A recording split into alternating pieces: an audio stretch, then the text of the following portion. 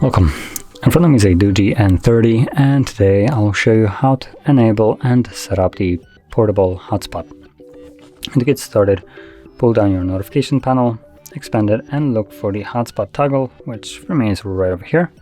Once you find it, you want to hold the toggle. This will quickly take you to the settings.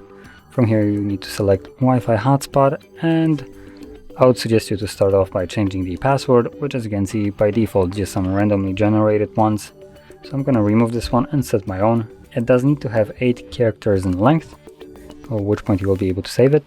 You can also change the hotspot name if you want to, and it just has the brand of the device or the model of it, N30. So if you want, you can change it or keep it the way it is. And in advanced, we also have AP band, so you can change it from 2.4 to 5 GHz.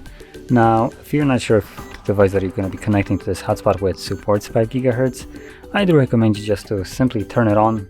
And if that device just doesn't see your hotspot at all, that means that it doesn't support it.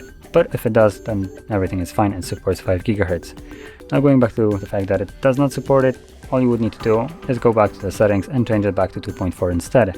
But I do recommend you to at least try it, because 5 GHz Wi-Fi is going to be faster and more stable of a connection compared to the old technology. So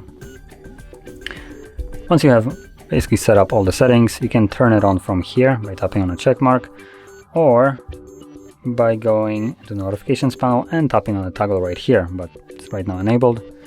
Now additionally, once you're done with the hotspot, do turn it off by tapping at it like this. Otherwise it will be using a little bit more of your battery for no reason, running always in the background. So that is how you set up your hotspot and also use it. And if you found this very helpful, don't forget to hit like, subscribe, and thanks for watching.